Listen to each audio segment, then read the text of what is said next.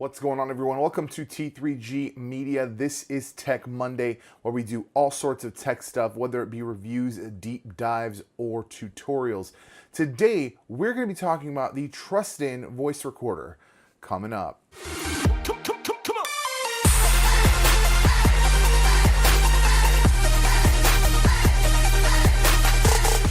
So as you may have noticed recently, our audio quality has jumped up a bit.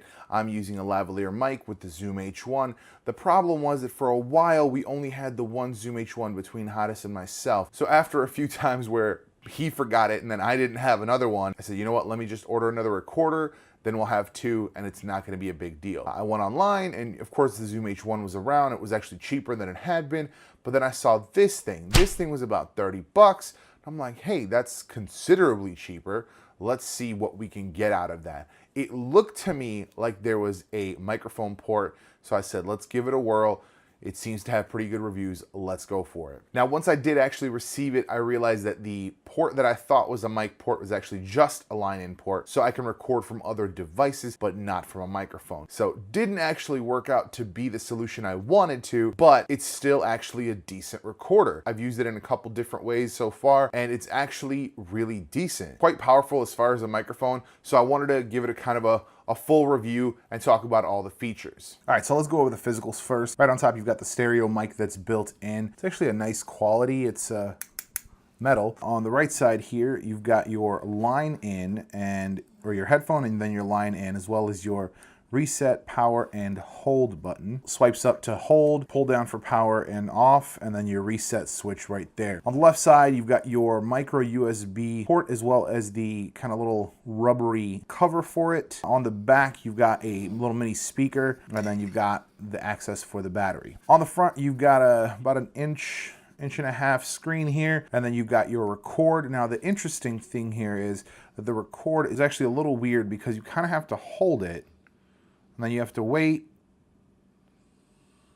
and then it starts recording. So it's a very interesting kind of thing here as far as how long it takes to kind of start a recording. Now, you would think that once you were done, you'd actually hit record again, but in fact, you have to hit save to finish the recording, and it saves it automatically into a preset folder. Down below, you've got your play controls, as well as navigation, your menu and back button, and then your music button. The music button is interesting because you can actually store music on the device and then play it back. So that's what you got the speaker for, as well as the headphone jack port. The only other distinguishing physical feature is that it's actually got a little loop spot so that you can hook on a loop and then get like a wrist strap or a belt strap or something like that to connect to. Now, let's go ahead and we'll start a recording, and then let's go ahead and compare the sound quality of the Zoom, which is what you're hearing now, to the Trustin, which is what you're hearing now. And this is about, I'd say, the same difference between from where I'm at to where the microphone is on my body for the lavalier.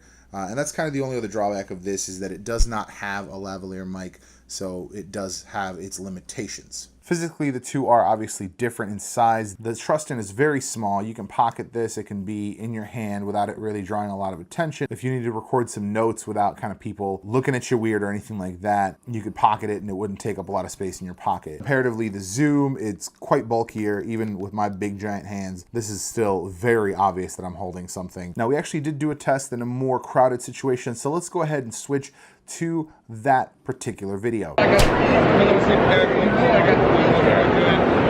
Alright, so here we are at C2E2 Comic-Con. This was a couple weeks ago, and this is me kind of normal holding distance from my face, and this is going to be now the Zoom H1, and now we're going to switch over to the Trustin. So this is kind of the difference, both set at about a medium recording level, so this is the loud situation, noise level. So I know that in the previous videos I didn't listen to all of the samples, but in this case I did because I wanted to give you a recommendation. I think this is a brilliant solution.